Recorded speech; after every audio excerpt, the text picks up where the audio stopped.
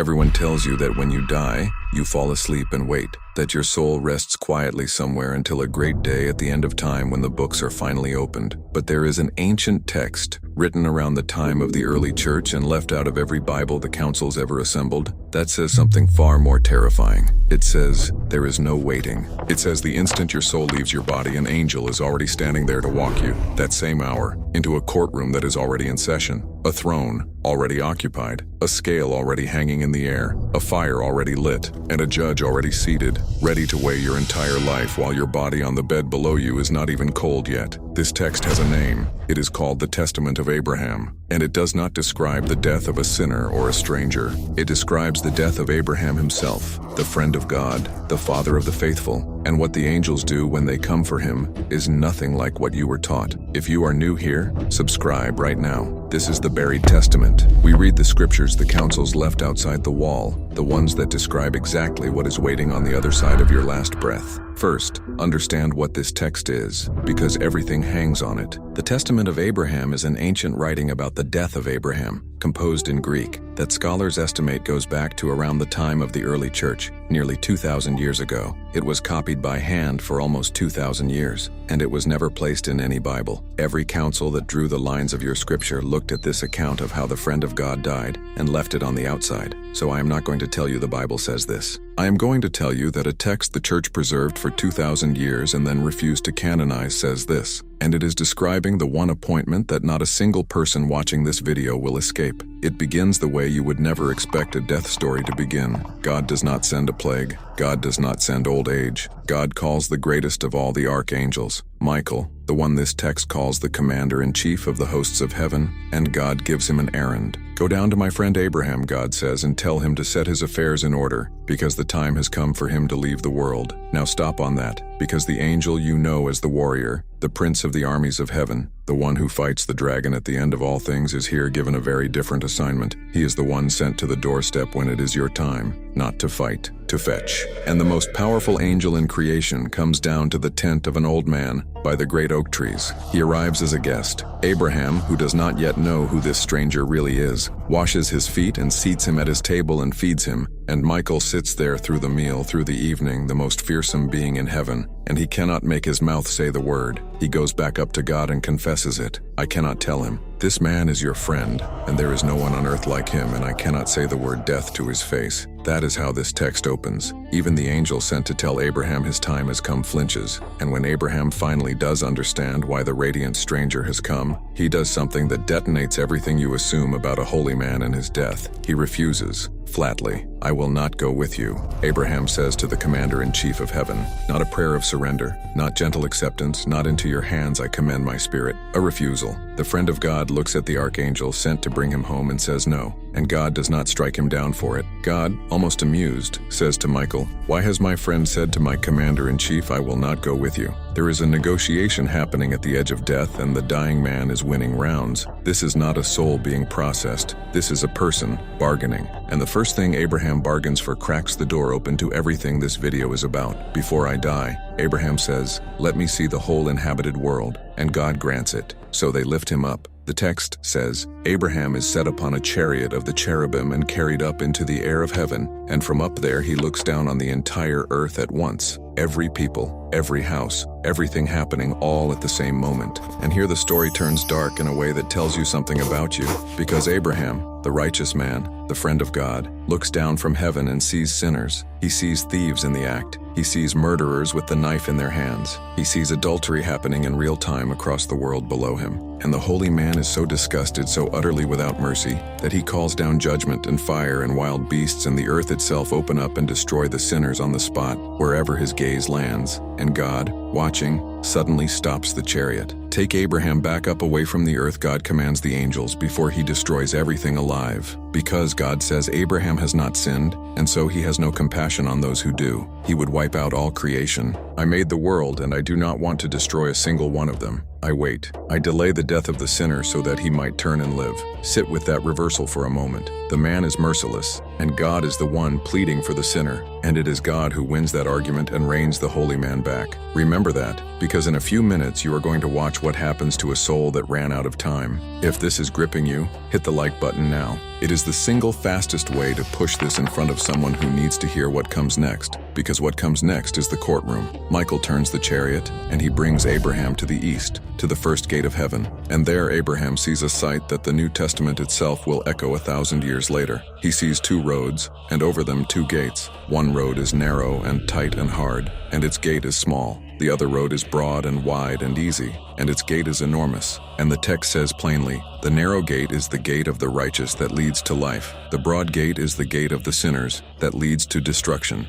Now, if that sounds familiar, it should, because this is the one place the buried text and your Bible shake hands. In the Gospel of Matthew chapter 7, Jesus puts it almost the same way. Wide is the gate that leads to destruction, and many go in through it. And narrow is the gate that leads to life, and few ever find it. What Jesus states in one sentence, this ancient text shows you standing wide open at the threshold of heaven, with the traffic moving through it, and the traffic is the part that should take the breath out of you. Because Abraham stands there and watches the souls of the dead arrive and get sorted, and he sees that the crowd pouring through the wide gate is enormous. Multitudes, driven through by angels in a great stream, while through the narrow gate there comes a soul only here and there, one, and then a long wait, and then another. And Abraham asks the question you are already asking, why so few? And the answer the text gives is one of the most chilling lines ever written about the human race. The text says, in these exact terms they are few who are saved, for in 7,000 there is scarcely found one soul righteous and undefiled. 1 in 7,000, not 1 in 3, not 1 in 10, one soul saved for every 7,000 that come to the gates. Now I am not preaching that number to you as a doctrine. I am telling you what the text says and what it shows. A flood through the wide door and a trickle through the narrow one. And there is a figure sitting between the 2 gates watching every single soul that arrives, and who he is will break your heart. It is a man on a golden throne, and the text tells us his name. It is Adam, the first man, the father of everyone who has ever lived or died. He sits there between the gates because every soul that comes through is his child, his descendant, his blood. And when a soul here and there passes through the narrow gate into life, Adam leaps up on his throne and rejoices with a joy that lights up the whole place. But when the great multitude goes pouring through the wide gate toward destruction, the first man tears the hair from his own head and throws himself down off the throne, weeping and crying out in grief for the children he is watching be lost, thousands at a time, forever. The father of the human race sitting at the gate of death, mourning his own descendants by the thousands. That is the doorway.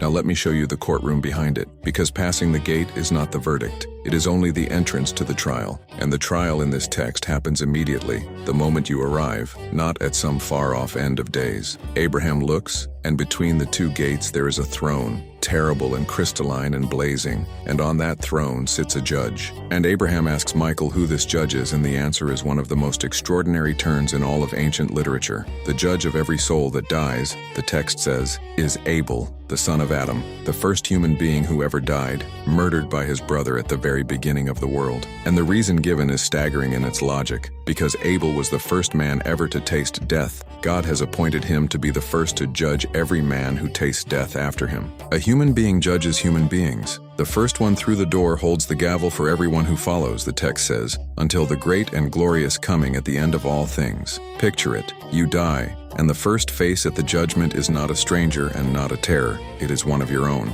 the first of all the dead judging the newest of the dead. And Abel does not judge alone. Flanking his throne are 2 recording angels, one on the right and one on the left, and the text tells you exactly what they do. The angel on the right writes down every righteous thing the soul ever did. The angel on the left writes down every sin. And they are not reading from a dusty book filled out long ago. They are recording, live, presenting the evidence as the soul stands there, the case for the defense and the case for the prosecution written out in real time at the moment of your death. And then comes the instrument that this whole account is built around. Standing before the throne is an angel, and the text gives him a name, Dokiel, the just weigher, and in his hands he holds a balance, a scale, and he takes the righteous deeds from the one angel and the sins from the other, and he places them on the 2 pans of the scale, and he weighs your life, literally weighs it, good on one side, evil on the other, and the soul stands there and watches the beam of the scale tip. This is not a metaphor in this text. It is a procedure. Your entire existence reduced to weight, balanced on a beam in front of your own eyes, the hour you die. And if you think the scale is the worst of it,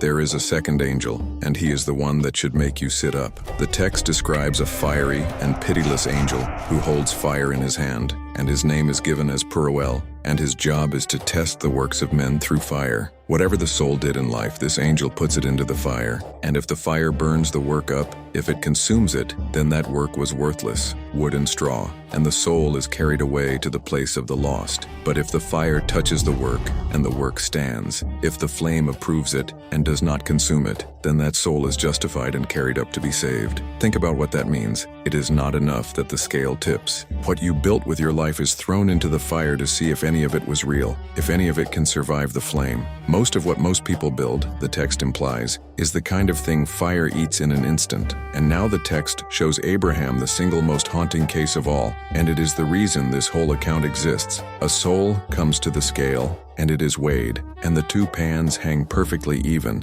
exactly balanced. Its righteous deeds and its sins weigh precisely the same. Not enough good to be saved, not enough evil to be damned, and the judgment simply stops. Abel cannot send it through the narrow gate, and cannot send it through the wide one. So the soul is set, the text says, in the middle, in a place between, neither condemned nor saved, frozen on the threshold, waiting. And Abraham, watching this soul stuck in the balance, is overcome, and he turns to Michael and asks, "Can nothing be done for it?" And here is the mechanism that no other text describes the way this one does. Michael says, "Let us pray for this soul." And Abraham and the Archangel Michael together, the living patriarch and the angel, lift up a prayer for the soul caught on the scale. And the text says that their prayer was heard, and an angel of light came and took that soul, the one that could not save itself, and carried it through into paradise. Read that again. A soul that balanced exactly, that its own life could not tip either way, was saved by the prayer of someone else. By intercession, the prayer of the living reached into the courtroom of the dead and tipped a scale that the soul could not tip for itself. Everyone who has ever knelt and prayed for someone who died wondering if it did anything, this ancient text says it did. It is the one weight you can still add to a scale after a person is gone. And the text is careful to tell you this first court is not even the last word. It lays out 3 tribunals. First, every soul is judged here by Abel at the moment of death. Second, at the end of the age, the text says, the souls will be judged by the 12 tribes of Israel. And scholars have long noticed how closely that echoes a promise Jesus makes in the Gospels, that his followers will sit on 12 thrones judging the 12 tribes. Though whether the apocryphal text is borrowing from the Gospel or from an older shared idea is something the experts still argue over. And third, and finally, all are judged by God himself. And of that last court, the text says only that its sentence is terrible, and there is none who can deliver out of it. 3 courts. The first one convenes the instant you die. You are not asleep. You are not waiting in a quiet room. You are standing in the first of 3 tribunals before your family has finished saying you passed in your sleep. Now I want to show you something that only the second, shorter version of this text preserves, because it is a detail this channel cannot let pass. In the long version, the recording is done by nameless angels, but in the shorter recension of the Testament of Abraham, the scribe of that heavenly court, the one who produces the evidence and reads out the deeds, is named, and the name is Enoch. The text calls him the teacher of heaven and earth and the scribe of righteousness, and it places him there at the throne, the one who keeps the record of every soul, the man who, according to another buried book, was taken up into heaven without dying, here holds the pen at the judgment of everyone who does, the one who never died, keeping the record over everyone who must. So why was this account locked outside the Bible? And here you do not need a conspiracy theory, you just need to read what it actually says. This text puts a human being on the throne of judgment. It makes the moment of death the moment of the verdict. And most dangerous of all, it shows a soul saved not by a priest, not by a sacrament, not by any institution, but by the raw prayer of one person for another, reaching straight into heaven with no one standing in between. A text where the dead are rescued by the prayers of ordinary people is a text that does not need the machinery the councils were building. It is not hard to see why the men drawing the boundaries of the canon found it easier to leave this one outside the wall. If you know someone who is afraid of dying or someone who has lost a person they pray for still, send them this video. This is the answer no one gave them. And there is one last scene and it is the one the text has been building toward the whole time because Abraham, remember, still has not agreed to die. He has toured heaven, he has seen the gates and the scale and the fire and the throne, and he still says no. So God does the thing God has been holding back. God summons death itself, personified, a being, and God gives death a strange and specific command. Do not go to my friend Abraham in your true form, God says. Hide your fierceness, cover your corruption, cast away your bitterness and put on beauty and put on glory and go to him gently. And death obeys. Death comes to Abraham not as a horror, but as a radiant and beautiful being, shining, the text says, like the sun. And this is the quiet revelation buried in the scene. Death explains that he has two faces. To the righteous, he comes in great peace and gentleness, wearing beauty. To the sinner, he comes in corruption and fierceness and terror, the same death. The face you meet at the end is not the same face everyone meets. It is determined by the life you lived before it arrived. And Abraham, being Abraham, demands to see the real one. Show me your ferocity, he says. Show me what you actually are. And death warns him, and Abraham insists, and death finally lets the beautiful mask fall. I am not going to dwell on the form the text describes because it is the stuff of nightmares, faces of fire and shadow, and every terror by which a human being has ever died. The text says the mere sight of death unveiled was so overwhelming that a great number of Abraham's own servants, thousands of them, dropped dead on the spot simply from seeing it. And Abraham himself nearly died of the sight, until he and death together prayed, and God breathed life back into the fallen servants and raised them up again. Even the friend of God could not look on the true face of death and live, and he was the one who asked for it. And at the very end, Abraham never does say yes. To the last breath, the friend of God does not surrender. So death takes him by a trick. Come,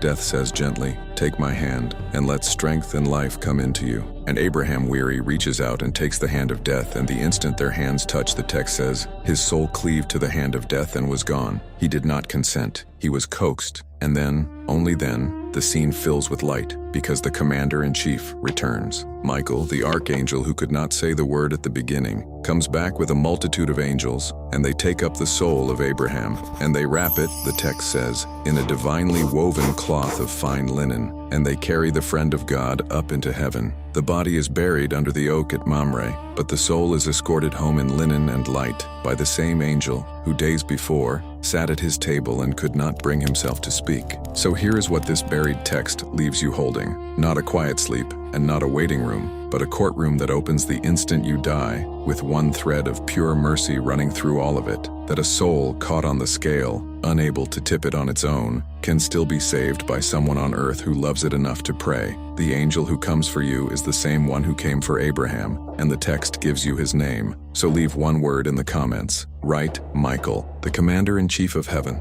the warrior prince who turns out to be the one sent not to fight for you, but to carry you home in a cloth of linen and light. Subscribe to the Buried Testament, because next we are going to open the faces of death itself, the 14 forms the text says it wears, and what each one means about how a person leaves this world. Because that appointment is the one meeting on your calendar that will never ever be canceled, and now at least you know who is waiting at the door.